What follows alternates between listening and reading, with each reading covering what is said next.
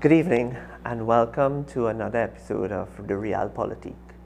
This evening we are going to be speaking about something that is very much spoken about in a general perspective in Trinidad and Tobago. It's a phrase, there are phrases, there are languages that people use, words that people use as it pertains to this particular topic. But we are going to speak about the topic in a very in-depth perspective, and we are going to be talking to an expert. Now, in the framework of political science and international relations, there is a course called international security, and within that international security framework, there is a subtopic called transnational organized crime. And transnational organized crime speaks about the illegal transport and transfer of illegal arms and ammunition from one country to another. That's one. Two, it talks about drug trafficking and the movement of drugs from port to port. It also talks about, and when we talk about drugs, we talk about all the different drugs in that equilibrium. And then we also talk about sex trafficking. And in the 21st century, we talk about slavery and trafficking of persons for the purpose of cheap labor and more critically for the purpose of sex acts. With me, joining me on set is Mr. Jonathan Bhagan, who is an attorney at law. He's an advocate against sex crimes and human trafficking.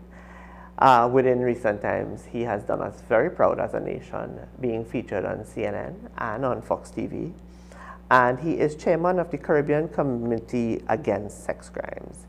Additionally, he has authored a book that I came across on Amazon, and I thought it was important that I must have it, Sharuna's Justice. And we will get into all of these things. But right now, and I forgot one more thing. There's a proposal that he has written before the Attorney General which recommends, as part of a sex offender framework and building the sex offender registry for Trinidad and Tobago, a recent online platform which tracks sex offenders and which allows the United States to also have access to our sex offenders registry and list, and it's able to track the movement of sex offenders as they move about, whether they move about for good or bad purposes. So, thank you for joining me, Jonathan, and good evening. Let's start. How did you become an advocate for sex crimes, against human trafficking and sex crimes? So in the year 2014, after I wrote my last exam in Hewarding, I was recruited by Shona Alexander Benjamin. She's the founder of the Organization for Abused and Battered Individuals. She migrated as president in the United States. I was trained and I spent a lot of years assisting with legal work for persons who counsel survivors of gender-based violence, domestic violence, and sex crimes. Okay. And you put together an organization, the Caribbean Committee Against Sex Crimes. Tell us about the committee, tell us about the organization, tell us how it works. So it was actually founded by a woman named Camille St. Omer in 2015. She gathered 35 NGOs from across the Caribbean. This was Jamaica, St. Lucia, Grenada. So it was actually completely covering the English-speaking Caribbean. And they wanted a regional sex offenders registry.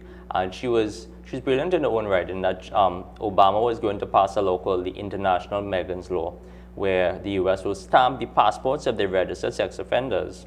And currently they're sending email notifications when a sex offender travels. And in the legislation, it specifically says that they are seeking reciprocal notifications. So they want us to, when our sex offenders fly there, to email their whereabouts. And I added a step to that. There's a software company called Offender Watch based in Louisiana. They have the most advanced sex offender registry software in the world. So they can take it a step further and put an app on your child's phone. So if a sex offender who is on a registered database tries to email, call, message a child on Snapchat, or if they have the GPS coordinates of a sex offender's house and the child's phone goes to that GPS, they will give you a notification. So what people have been, well, what we have in Trinidad with a public website, which currently has no names on it, because the one guy they convicted under the law is in Golden Grove, so we know where he is, you know. That is still like outdated already, and I offered this to Faris Alwari in 2020, and you know, Trinidad politics, old talk is not a priority, you know. And one person said that, you know, this project specifically benefits Jonathan Bhagan, which I don't know how I've made any money from it, so that's why they're not pushing forward with it. But something of this nature, and quite often we have, I think that's why people don't get involved in terms of advocacy and national issues, because you're met with statements like that you know, it's going to just benefit you. Benefit you how? Are they going to name it after you? You know, you are literally handing over this thing to them and saying, hey, we are backward in terms of where people are and different states are, and we are still dealing with sex offenders and mysteries behind deaths of children, and something of this sort should have, you maybe need to rewrite to the new Attorney General, and get an audience with him. He seems to be more focused on the task ahead of being Attorney General rather than being a politician. I mean, senior counsel. We would hope so. We know he has a much better track record in court than Faris Alwari. Very much so. He has had such hot water already, sitting just before he sat down in the chair of Attorney General. So much drama. So yeah. We'll see. But he did get the the confidence of the majority of persons. Slim majority. At the were you part of that? Oh no, I sat out because yes, the affidavit was scandalous, and but I think on the balance of probabilities, we could get a worse Attorney General than him. We could get a worse one, so yeah, might right as well about stick that. with him. We could definitely get a worse and be in a worse off case than, and I mean, let's be fair to him. He is senior counsel in his own right. He earned senior counsel. He earned senior counsel, Brilliant right? lawyer. And you know, he's got that track record, and he actually has a great track record when it comes to attorneys across the board. You know, so tell me about the committee. What are your successes? So we've been advocating for sex offender registration since 2015. So when we the are 7 years. 2019 bill passed in Parliament, Member Faris claimed that as his success. Yes. But I was writing policies for that and selling it to people all over the Caribbean since 2015. So how much of it was his success and how much of it was mine? Correct. And what else, beside policy, a policy framework, have you all gotten beyond the policy framework of dealing with this in a more active manner? Well, just last week, I lectured some doctors in Haiti, and we had a translator who translated into Creole, and I gave them a breakdown of human trafficking law so that they could understand, well, the cases they see in the clinic. And one of them asked me, because, you know, presenting in a medical clinic, you'll get bruises, you'll get bruising, in, you know, sexual abuse and whatever. What is the difference between human trafficking and domestic violence? And I told him, which was translated into Creole, that the difference is profit. Because they might have the same bruises, but is somebody profiting from that child or that woman or that man? Ah, very good. When you look at Trinidad and Tobago and the rest of the region, I mean, we are pretty large in terms of our geography. And we are also geographically, I would say, at a disadvantage, because where we are the right haven for that level of trafficking, whether it is coming in the form of illegal immigrants or tours or whatever you want to call it. We are at a disadvantage. How do we measure up to the rest of the region in terms of this advocacy against sex trafficking and human trafficking? Well, our advocacy is good. As if I didn't say it was good, I'd be saying I was incompetent. But right. We have been downgraded. In 2020, we were downgraded from Tier 2 status in the Trafficking in Persons report. This is done by the U.S. State Department. Downgraded from Tier 2 to Tier 2 watch list. So Jamaica and Barbados are Tier 2. So we are below in Jamaica and Barbados on the same list as Haiti, Democratic Republic of Congo. You get the picture. It's not a good list to be on, even though Fitzgerald Hines would have us believe.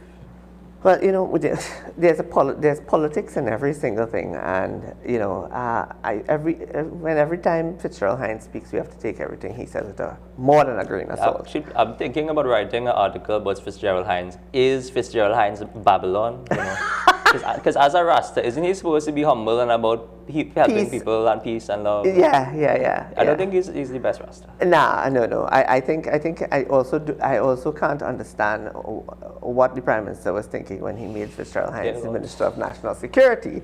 But hey, so people want to get involved.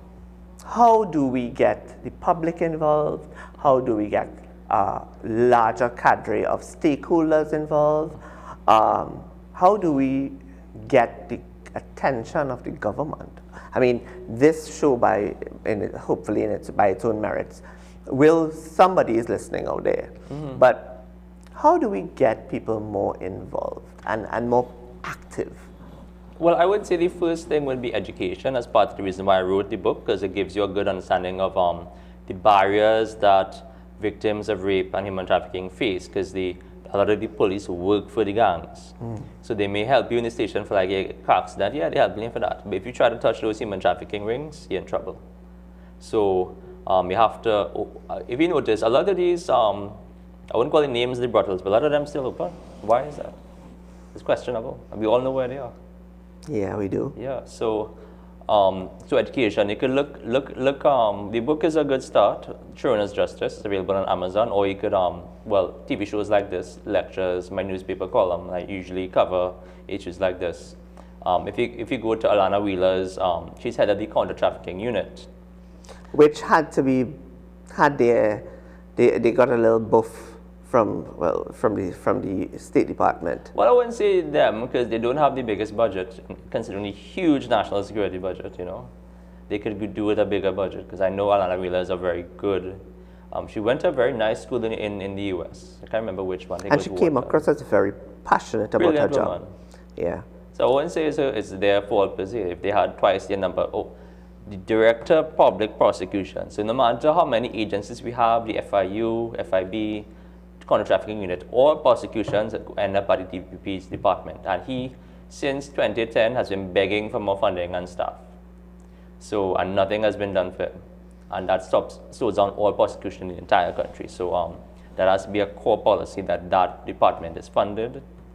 And the DPP, they believe he's a constitutionally protected office as well. So it could be an agenda that if the DP was too powerful, he could start to hold the Prime Minister to account for certain things. All right. On that note, let's take a break, and we'll be right back as we discuss more of this very interesting topic. Hello, this is Dr. Shane Mohammed, geopolitical scientist and lecturer. I invite you to join me for a new exciting show on IETV, 8 p.m. on Wednesdays. The Real Politique is not an ordinary talk show, but one of education, enlightenment, and examination. Here we discuss not just the surface issues, but the factors, shortcomings, and lack of will to change the socio-economic and political realities facing our nation. We ask the hard questions, seek out the difficult answers, whilst at the same time creating a space for dialogue and discussion, which all of society can learn, understand, and hopefully respond actively and for the greater good of the Republic. This is the Real Politique.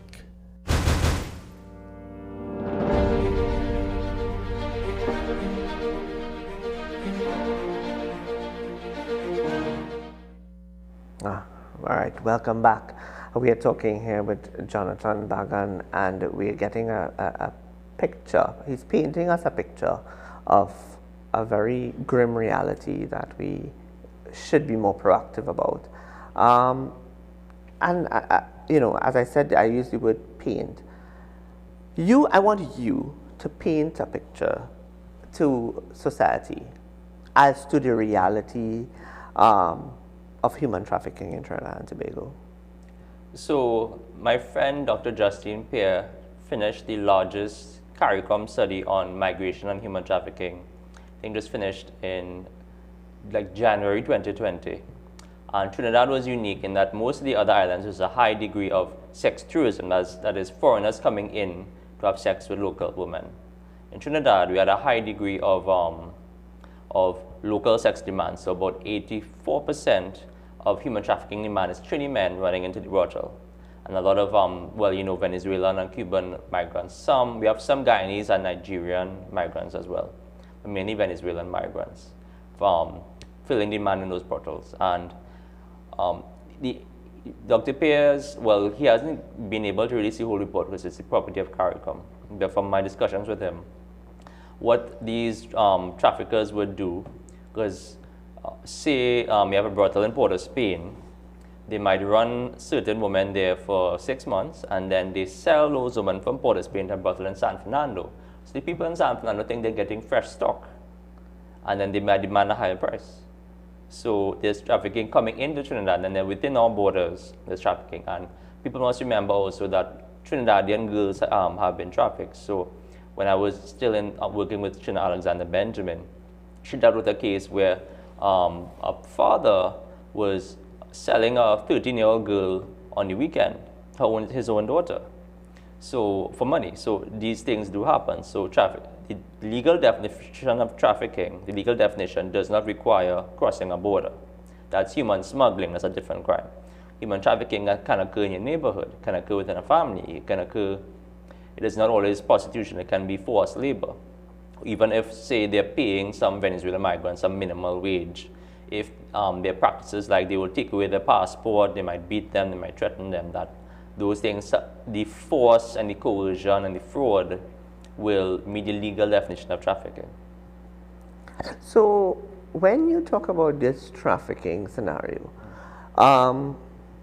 obviously there's a kingpin in that's responsible for the movement or the collection or the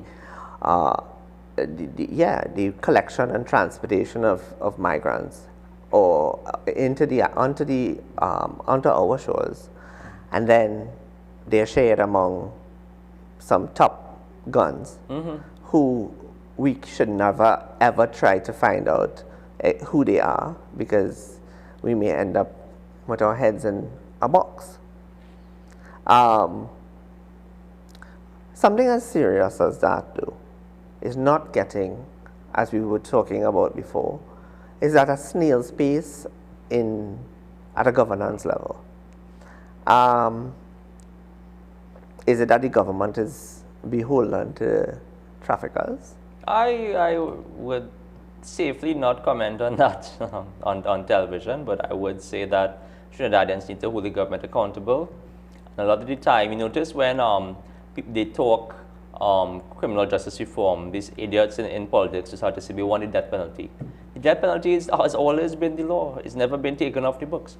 We don't implement it because there's a 5-year Pratt and Morgan time period to handle death row appeals. So if you miss that 5-year period, then it gets committed to life imprisonment. And it is the fault of the criminal justice system taking so long to do everything that we have no hangings. So let me, since you went on to that topic about the Privy Council Pratt and Morgan case, if we were to sign on to the CCJ, which is a great, huge debate within recent times, the opposition leader opened her mouth and put her foot in it by indicating that there were no Indians on the Oh Lord, that's bench. a weird thing to say.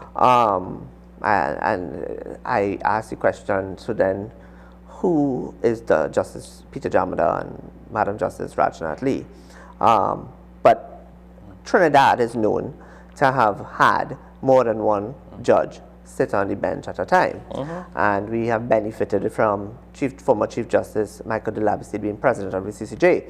And we've had our current CEA, the Court Executive Administrator, was the Court Executive Administrator of the CCJ and that sort of thing. So Trinidadians have benefited, right? Trinidadians have benefited from this whole CCJ issue.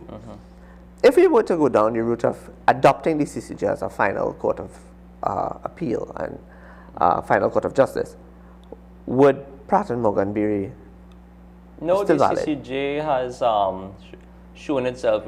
This was drilled into us. Douglas Mendes, senior counsel, was my constitutional law lecturer. It was drilled into us. And we read the cases. CCJ is not some kind of hanging court or some kind of anti-gay court or all these things people assume it is. They rule along similar lines to the Privy Council. And they do follow Privy Council precedent occasionally. My personal position is that until the population acts, we should have a referendum on the CCJ first and should sell it to the population. Because if we live in a democracy, you can't just force a court on the population. That's nonsense. What I believe we should do, we should move family court appeals and certain like industrial court appeals piece by piece to the CCJ and then show the population, okay, they've handled these family matters, there's justice. And my primary concern with CCJ is that in Trinidad, you saw that shootout where there was a drive-by and, 7 or 8 people got shot. Are we going to put these judges in bulletproof cars? Are we going to give them armor? Like, how are we going to protect these judges if a serious criminal case went before them? And judges have been, like there was a judge a couple years back, somebody mailed them a bullet to threaten them. So it's, we need to improve the crime situation first before we consider that. So we have to take into consideration that we in Trinidad and Tobago, for those who don't know, Mr. Justice Stanley John, he presided over the he presided over the Dole Chedi matter successfully. And he went on to become an appeal court judge. Dole Chedi got hanged. Justice Mark Mohammed, he sat on the Abu Bakr matter. There were moments, and I could say because I was sitting in court in looking on, there were moments when there were questions that we may have asked each other regarding the responses of the accused as it pertained in relation to the judge. But I don't think Trinidad and Tobago they are not paying attention to the CCJ. Judges are basically generally unknown until they maybe retire and then they take up other positions. So for example, we're only now hearing of Madam Justice Judith Jones in a more public setting, having now been appointed the chairman of the Police Service Commission. Few people knew Madam Justice Paula May Weeks until she became president, if they're not paying attention. But she has had a track record, a humongous track record in the judiciary as a judicial officer. The same applies to, people don't know that former President Anthony Carmona rose up to Deputy DPP and was senior counsel before he went onto the bench. So those are things that people don't know because very few people understand our justice system anyways. Yes, it's sad. And we need to figure out how do we get that education of the judiciary and understanding of the judiciary and that arm of the state going before we move forward. We need to make Trinidadians read first as a tall order. The books are there. They can go to the library and borrow some books. Sadly, Trinidadians don't like to read, and they prefer to live on propaganda. And Facebook comments. And Facebook comments. But, okay, what can we do in the short, medium, and long term to, one, curb this problem of crime? Of human trafficking. Human trafficking. And sex trafficking and, that sort of thing. What do we do in the short term and medium and then long term? That's because everything is so interwoven in Trinidad. I would say one of the big things we need to do is proper procurement legislation. The Procurement Act must be proclaimed and probably amended but something must be done to control the flow of government money and government contracts. Because a lot of the gangs are funded, the drug money and human trafficking money is part of their income, but a lot of it comes from government contracts. There's that. There needs to be massive reform in the police service. The police complaints authority needs to have more teeth, because I know plenty victims of rape and different things sending complaints to the police complaints authority that this officer took my flash drive with all this evidence, and now he's saying he lost it. It's like, how do you lose evidence enough? Like, remember the cases where the rat eat the cocaine is ridiculous. So these officers who let the rat eat the cocaine have to get serious disciplinary action. So police complaints authority needs to be dealt with properly. The whole DTPS needs, we need to have better educated police officers. The good ones need to be incentivized with time off to do the degree, and make sure we promote based on performance, not based on politics.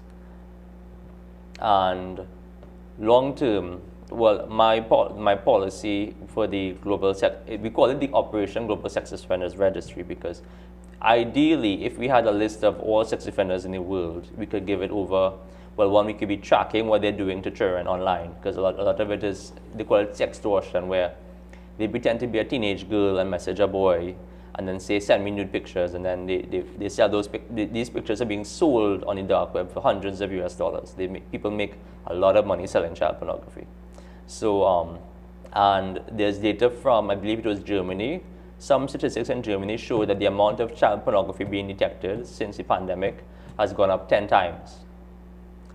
So that these are very disturbing things, and I mean, people who have children should monitor their child's internet activity. It's very, very dangerous out there. So recently, a police officer was caught.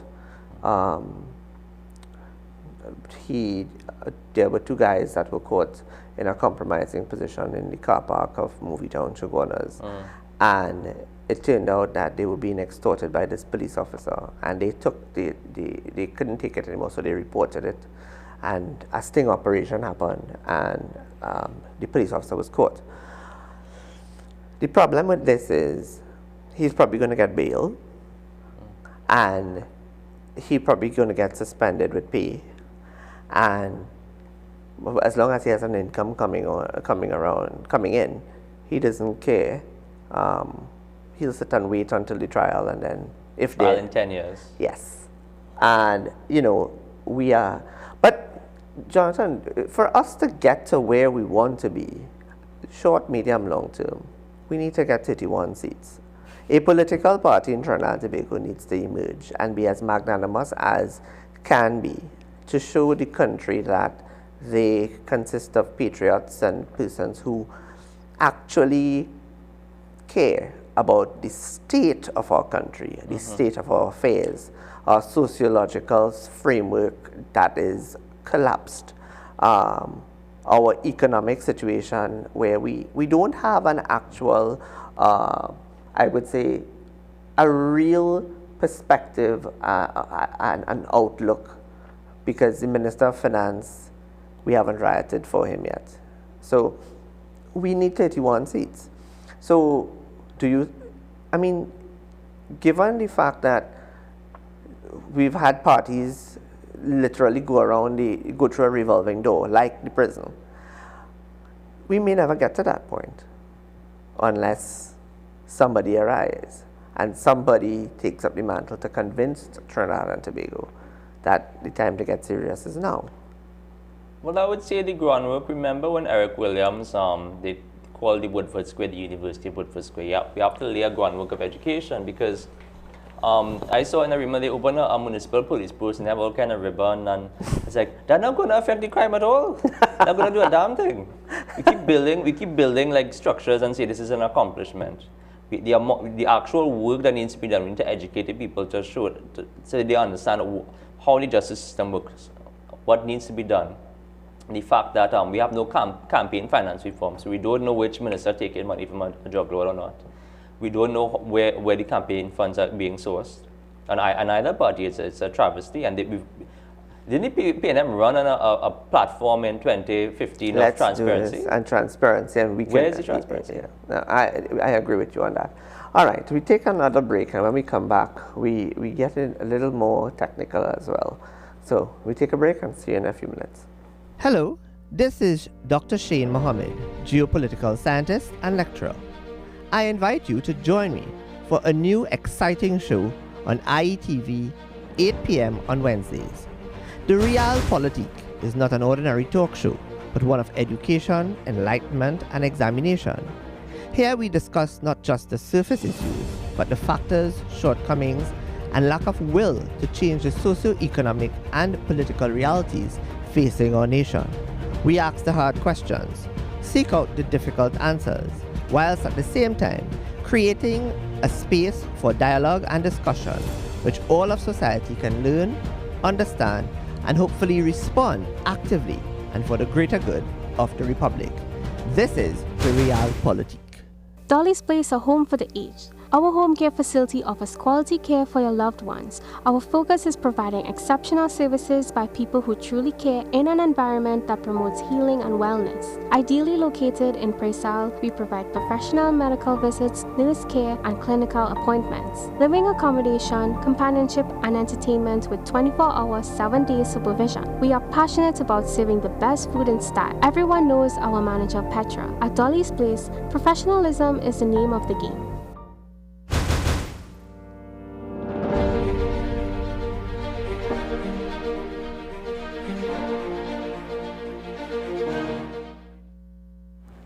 And welcome back. So, as you have seen, as you have heard, this whole issue of human trafficking, sex trafficking, is not something that is going to take a short-term approach to just simply get rid of. It has reached a place of it being embedded in our society. And once something is embedded, it festers, it grows, it becomes parasitic. And therefore, we need, as we just said, we need political will. Who is going to come up with the political will to convince Trinidad and Tobago to give them the constitutional majority that's needed in order to make the grand changes that we need? We need reform as it pertains to the police complaints authority, the criminal justice system, the whole system of, how we deal with matters, the level of transparency and procurement and all of that. We are not in a good place for a country that strives for excellence.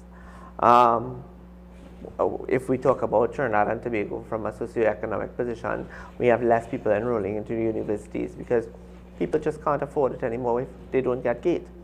And we've had a government that has campaigned on so many different platforms about making things better, getting it done, the right choice. Right now, the only hope for the right choice is hoping that the Attorney General is able to pass legislation, and strong legislation, that is going to be able to take us to another level. But we just heard from Jonathan when he said that we are behind Jamaica and Barbados. With the same list as the Haiti and Congo. And on the same list as the Haiti and Congo. And we have to take into consideration Boko Haram in Nigeria is responsible for the mass movement of and kidnapping of young girls. Our shores have become a ground for illegal shipments of all sorts of things, from guns and ammunition to drugs to people. We have people, we learned from Jonathan that people are being trafficked from north to south and south to north and east to west. And because they may be Spanish speaking or speaking another language, they don't know where exactly they are in a small island like Trinidad. I hope that this session that we have today makes parents more aware, as Jonathan rightfully said, of what their children are looking at, who they're talking to, how often they are online, and we, I will come to, Dr. Fuad Khan as Minister of Health. he started a program called Fight the Fat, and then Fit for Life, or one of those. It was Fight the Fat though, and it was more towards adults and then children, and it was about getting children off of their iPads and their laptops and their tablets and getting them out into the playgrounds and the football fields and that sort of thing. And the campaign was pretty successful because there were a lot of participants, and that is one of his ways of getting children to go back to the basics and doing things that you and I are accustomed doing, and playing football and cricket and and running around the village and hiding and playing hide and seek and all of that. But he also says, and Dr. Khan is a man who he's very calculated in what he says, and he bases his statements on his own evidence and his own research. Within recent times, he said that the time has come for us to think progressively and legalize prostitution, which would curb human trafficking. What do you think about that? Well, I know Dr. Fuad Khan has some very progressive views, but I would say we should start with a national policy that protects the rights of survivors of sex trafficking and prostitutes. Even the one, because not every prostitute is being human trafficked. Some of them have to make ends meet and they willingly go out and sell themselves. And these people are human. Human rights should apply to everybody. And I did write an article 2 weeks ago, which it went viral because the first line was the radio host paying for sex with teens. Yes. The point of the article was as quoting Dr. Fuad Khan on that same point and making other points. So male sex workers get abused at high rates and they get sexually assaulted without a condom, and like, regardless of whether they're there willingly or not, they should be protected somehow. So we need a policy, and we work with some, not really a referendum, but some, sit down with some stakeholders and see what is best for the country. But you see, Jonathan, we are in a situation, we are in a society, and I make no apologies for saying this, that I've constantly said that we live in a very superficial society. A society that loves to push things under the carpet and pretend they don't exist and behave like ostriches with our head in the sand. And what we are doing is bringing to light an issue that I mean, there are people who, Trinidad is #1 for porn, Trinidad is #1 for looking at, I mean, we everything that pertains to sexual activity and sexuality and sexualization, if that's a word. Trinidad and Tobago is topping it. It means that we are a very hot-blooded country, but we're also a very hot-blooded country for the wrong things at the same time, right? And it goes to show that we now have to question our morality and whether or not we are so callous and we are so sexually charged that we have no moral restraint and no moral compass is totally gone out of the door. I mean, if we were to bring up the matter of Akil Chambers, dead at 12 years old, and recently there was some more evidence that came out of the SABCA report. What was your thoughts about it? Well, I would say that I'm glad the SABCA report came to light, and I had heard for many years. I've heard of those the stories behind the SABCA report where the angle I got was from people who counseled rape victims and who worked who would have known Diana Mahaibir Wyatt for like donkey years. And they'll be telling me how there'll be stories where a judge will go to the children's home and take care of the children for the weekend, and these big businessmen, buy insurance for the weekend from the children's home. And I put that into the novel, and actually, thankfully, I waited until after the SABCA report got released to release the novel, so people wouldn't say this is hearsay and outlandish. It happened. It's a fact. These things. Well, the prostitution isn't in the report, but Mr. Sabga did discuss it, that these were further allegations that were discussed, surrounding the report as well. Do you think we need to have stronger laws against sex offenders? The laws are strong enough. We need implementation. We need, the Rape Crisis Society said up to 75% of rape victims refuse to prosecute the case. So that means we have beyond, and I think our conviction rate is like 2.5%. So of the 25% that go to court, maybe 2.5% get convicted. So you have the vast majority of these rapists out there on the road. The main character in the book is based on a real rapist. I took some of his lines and put it into the book. So these people are out there, and they're a threat to society. We're going to come to the book because I find the book to be something that all of us should have and all of us should read, because it is not fiction, it is reality. And it gives us a picture as to, oh, I see Shane Ford. did you let's hope that's a good character in your arm. Oh, no, it's not. I have a disclaimer at the beginning. But, you know, you say that the law is there and it's for us to implement. I remember the days when Justice, and I hold no brief for him, but you have to give I believe in giving Jack his jacket. Justice Herbert Volney, Justice Malcolm Holdip in particular, believed in capital punishment, and therefore I have witnessed sentences where, in particular, two young boys were sexually abused by a vertically disabled individual on Christmas morning and Christmas Eve, I believe. And Justice Volney, in his sentencing, sentenced the man to 12 years and 12 strokes. And he specified with whatever, right? With the birch and that kind of thing. Why are we not? What is preventing our court system? For once and for all, I need somebody to give us an answer. So what is preventing our court system from implementing these? The birch? Yes. See, I really haven't done any legal briefs on corporal punishment. But we do have the Law Association has a very strong human rights lobby that's against the death penalty and against all these things. My personal, well, again, keep in mind, for sex offenders, we convict 2.5% and of only 25% that actually get reported.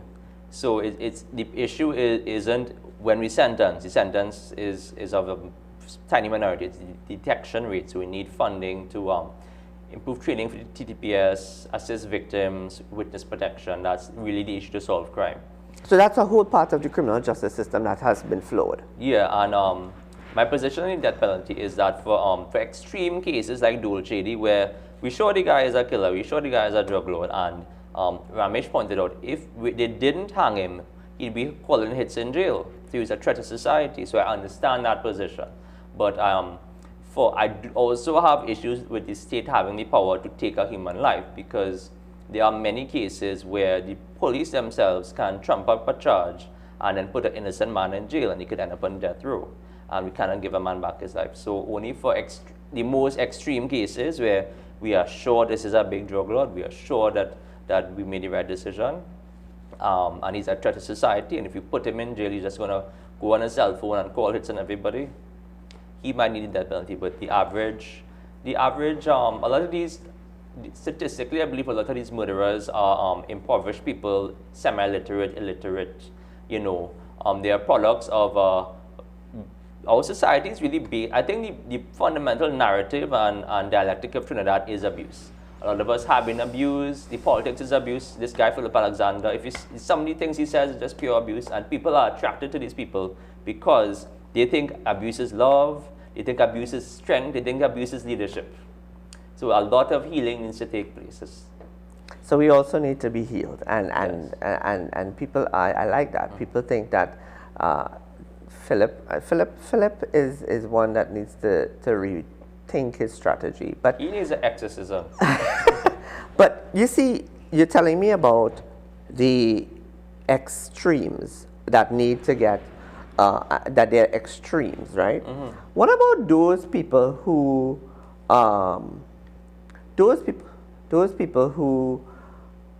take for example rapists who are convicted, where children and I've been in court where I've seen children unable to lift their heads to give their testimony, but they've given their testimony with some a little bit of coaxing. You know, we need to get a stronger, a greater complement of lawyers at the DPP's office and trained, right? But you're saying that detection is a problem, all of these flaws is a problem. But wasn't Gary Griffith trying to fix it? Well, I would say I am not like putting my head in a block for Mr. Griffith, but I would say compared to other police commissioners, especially compared to the present one, he was implementing some good reforms. I did hand over my policy to him, which was largely ignored. But then again, that's more of an AG issue, not so much a TTPS issue. But I would say operationally, he was a better police commissioner. He had his own baggage to deal with and his own, like, he had way too much time on Facebook. way too much time on Facebook. But other than that, I say he should have a role in national security going forward. I agree with you on that. All right, we take a break, and when we come back, Jonathan is going to tell us what's his favorite part of Sharona's justice. And he's going to give us the background behind Sharona's justice. So we'll be right back. Hello, this is Dr. Shane Mohammed, geopolitical scientist and lecturer. I invite you to join me for a new exciting show on IETV, 8 p.m. on Wednesdays. The Real Politique is not an ordinary talk show, but one of education, enlightenment, and examination. Here we discuss not just the surface issues, but the factors, shortcomings, and lack of will to change the socio-economic and political realities facing our nation. We ask the hard questions, seek out the difficult answers, whilst at the same time creating a space for dialogue and discussion which all of society can learn, understand, and hopefully respond actively and for the greater good of the Republic. This is the Real Politique.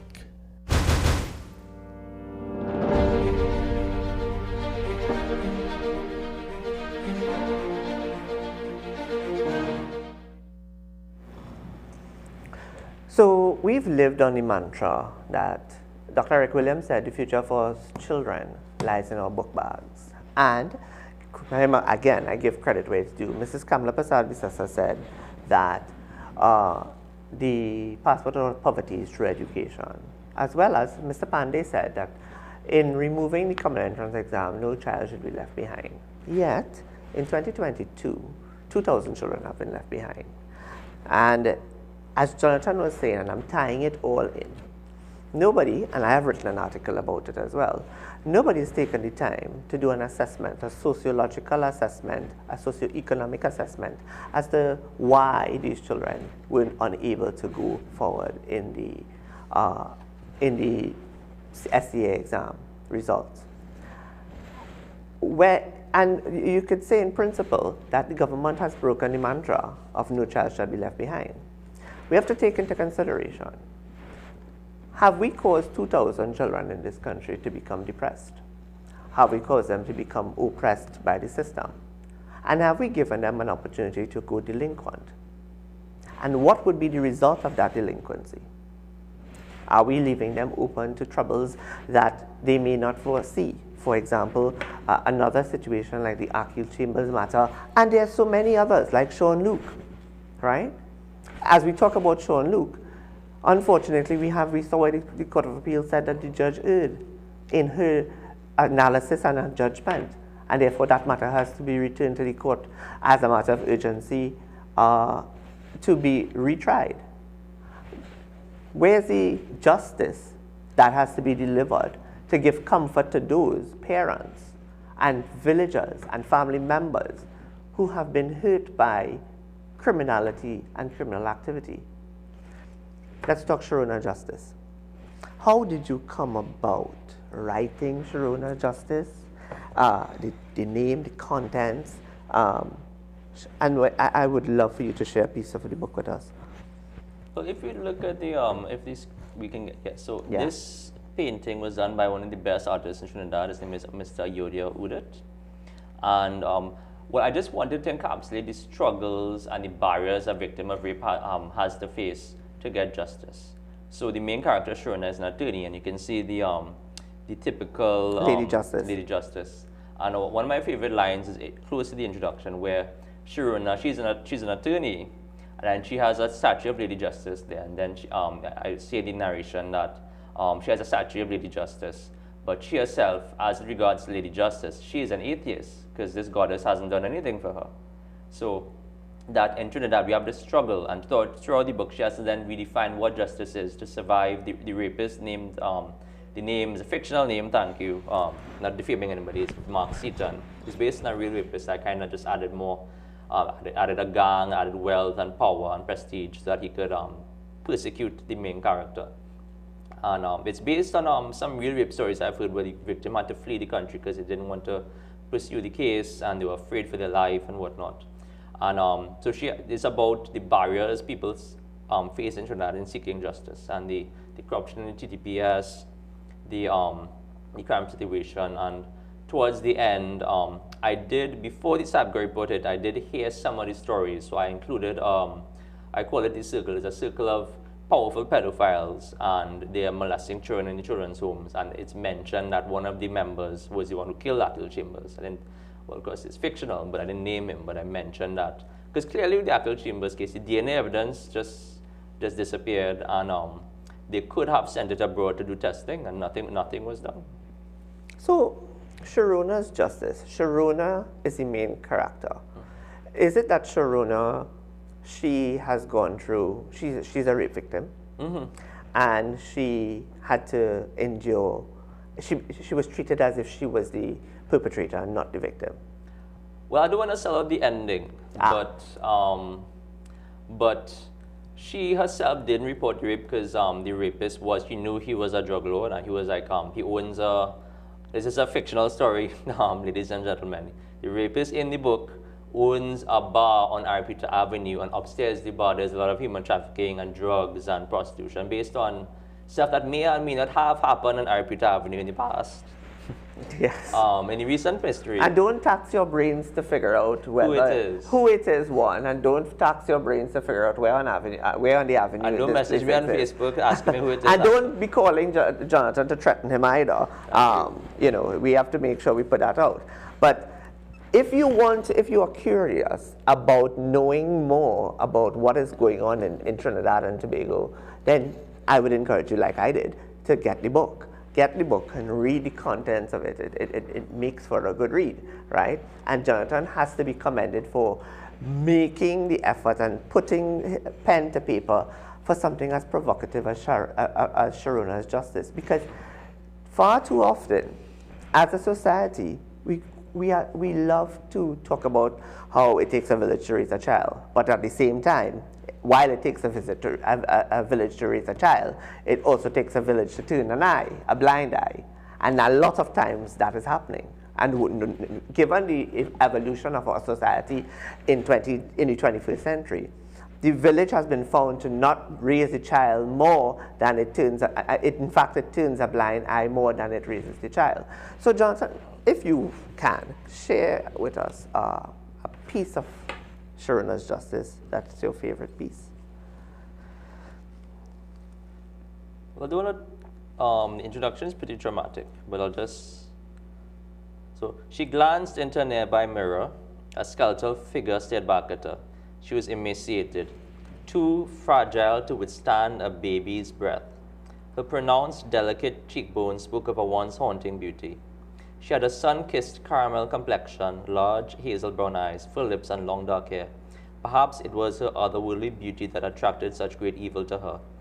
An evil that refused to stop at merely violating her once, but wanted to dominate her mind, body, and soul. An evil that found a way to torment her beyond raping her at gunpoint.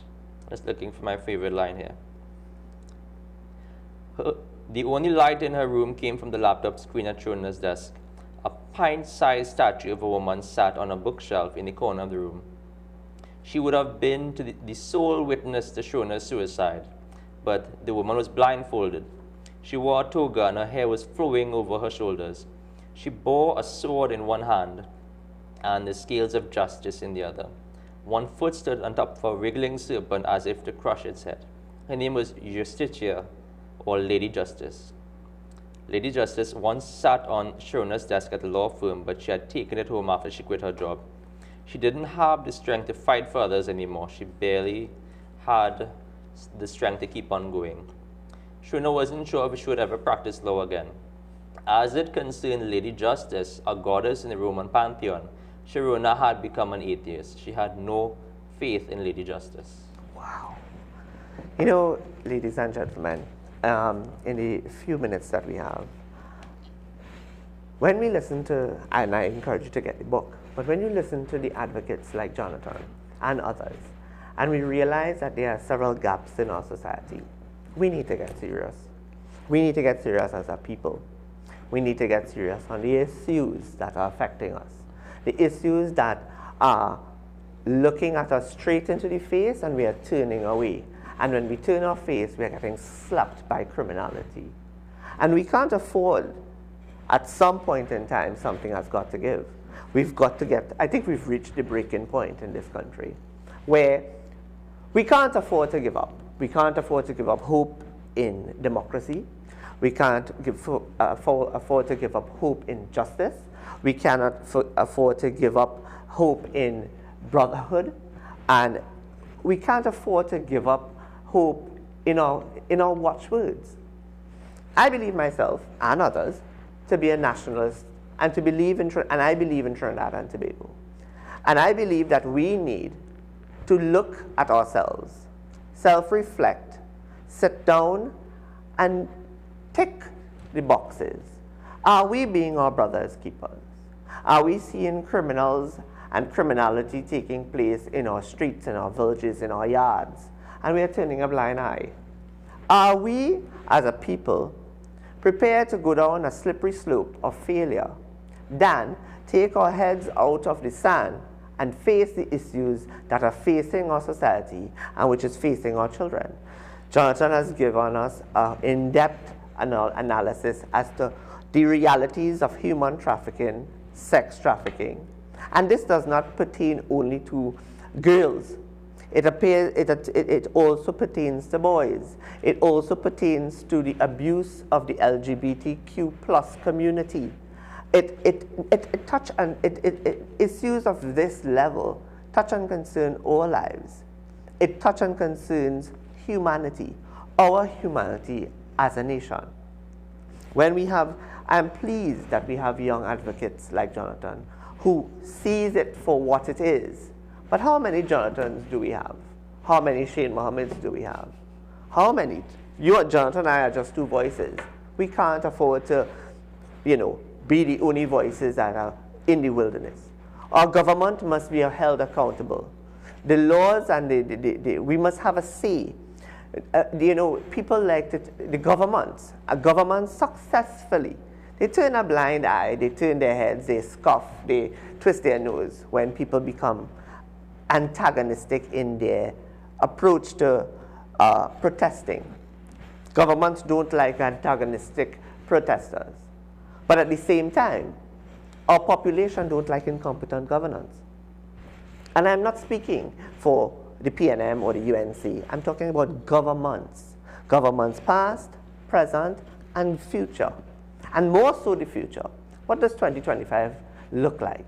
Given all that Jonathan has said, criminal justice system, police, prosecution, all of the arms of the state that is geared towards protecting the future of our children, protecting family lives, protecting boys and girls, protecting our heritage, protecting our birthright. If we don't come together as a people and continue to be divided by race and religion, hair color, status, you realize that when you are dead and you're going 6 feet, none of that matters. Therefore, I leave you tonight with this. Check yourselves. Let's take a good look at ourselves in the mirror and tell me what you see and tell yourself what you see. Is it, as Denise Plummer said, our sweet land? Is that the La Trinity? Or is it what Basil Pandey said? When you look in the mirror, tell me what you see. Are we far gone? Or are we still able to pull it back and make things right? I'll see you next week.